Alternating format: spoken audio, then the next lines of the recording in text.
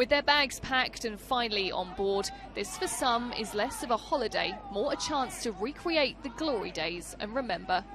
1,309 passengers, the same as Titanic, have paid to follow in its path.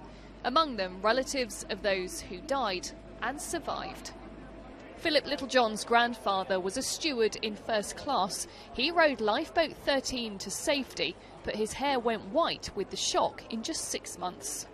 Like most Titanic survivors, he didn't want to talk about. He lost too many friends that night. It was something he wanted to shut out of it.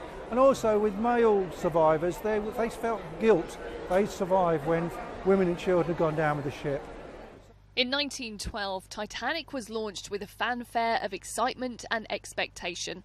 Over 1,500 passengers and crew wouldn't make it to their final destination, sinking into the cold North Atlantic when the ship hit an iceberg. The MS Balmoral will travel the same route, setting out from Southampton past Cherbourg in northwestern France. It'll then stop in Cork in Ireland. The ship will then sail across the Atlantic to the site where Titanic sank, where a memorial service will take place. Making sure that's done sensitively has been a priority. And we've got an awful lot of descendants booked on board this ship travelling today, and for them they can't think of any better way than to commemorate their loved ones than be over that site for that magical time on the 14th, 15th of April.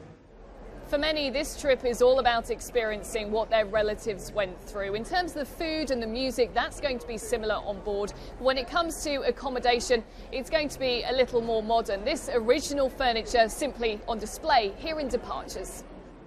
The ship sets off 2 days earlier than the original journey. It's in fact smaller and slower than Titanic, a ship that's left its legacy in so many ways.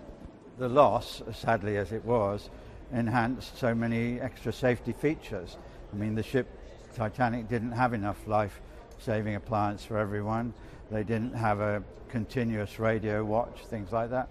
So all these safety features were introduced after that disaster. 100 years on, another ship sets sail, a chance for many on board to complete that fateful journey for their family members who never made it to New York. Rhiannon Mills, Sky News in Southampton.